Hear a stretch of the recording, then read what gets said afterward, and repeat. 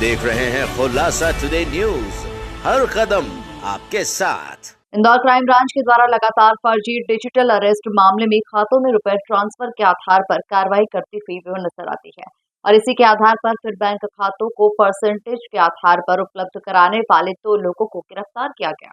Indore crime branch के द्वारा 59 वर्षीय महिला ने शिकायत की थी कि अज्ञात गैंग के द्वारा उन्हें व्हाट्सएप वीडियो कॉलिंग के माध्यम से शासकीय विभाग का अधिकारी बताकर मनी लॉन्ड्रिंग केस में जेल जाने का डर बताते हुए 1,60,00,000 रुपए की ठगी की वारदात की गई। इस आधार पर पुलिस के द्वारा पिछले दिनों 4 लोगों को गिरफ्तार किया गया था। वहीं जिन बैंक खातों में रुपए ट्रांसफर किए गए थे उन्हीं के आधार पर आगे कार्रवाई करते हुए विवेक रंजन और अल्ताफ कुरैशी नामक 2 युवकों को गुजरात से गिरफ्तार किया, जिससे विभिन्न पहलुओं पर पूछताछ की जा रही है। बताया जा रहा है कि इन्हीं के माध्यम से बैंक खाते उपलब्ध कराए जाते थे, जिसमें साइबर ठगी के रुपए ट्रांसफर करने का कारोबार किया जा रहा था।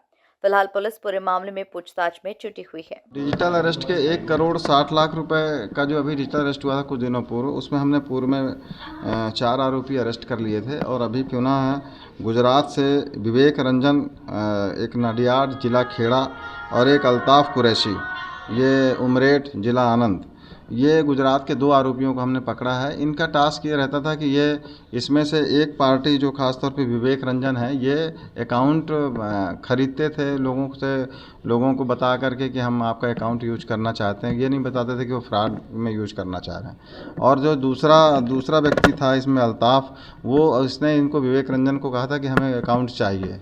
तो इस तरीके से ये ऊपर उस अकाउंट को पहुंचाते थे और उसका कुछ कमीशन लेते थे और ये इस तरह के फ्रॉड के जो पैसे होते थे वो इन्हीं अकाउंटों में ट्रांसफ़र होते थे। इसलिए ये बड़ी महत्वपूर्ण कड़ी जो हमको मिली है 1,60,00,000 रुपए वाले में। अब अल्ताफ़ किसको देता था ये हम इस संबंध में पूछताछ करेंगे आगे और इसमें और आगे जानकारी जुटाई जा रही है कि ये फ्रॉड का पैसा कहाँ जाता है। कितने दिनों की रिमांड मामले की जांच पड़ताल की जा रही है? जो पकड़े गए आरोपी उन्होंने कुछ जानकारी दी कि वो किस तरह के संपर्क में आए थे लोग? हाँ, ये पकड़े गए आरोपियों से ही ये जानकारी मिली है कि ये अकाउंट लेते थे और अकाउंट में बाकायदा ये 25,000 30,000 रुपये चार्ज करते थे।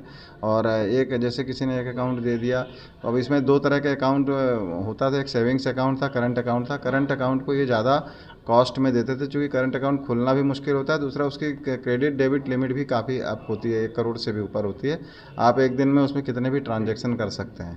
तो जो फ्रॉड करने वाले हैं उनको इसी तरह के अकाउंट की आवश्यकता होती है, इसलिए वो इस तरह के अकाउंट उनसे ले रहे थे। सर, जो पैसा इनके अकाउंट में आता था ये आगे किस तरह से ट्रांसफ़र करते थे? कुछ लिंक मिला कुछ?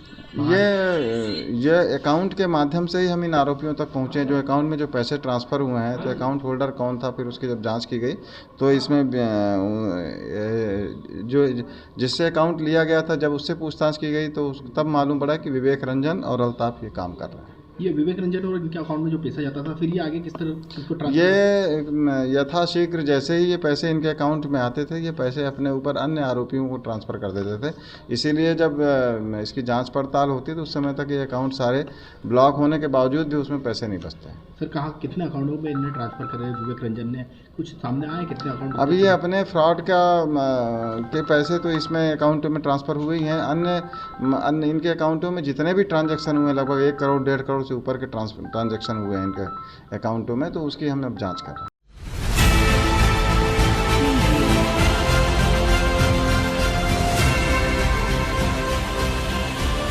आप देख रहे हैं खुलासा टुडे न्यूज, हर कदम आपके साथ।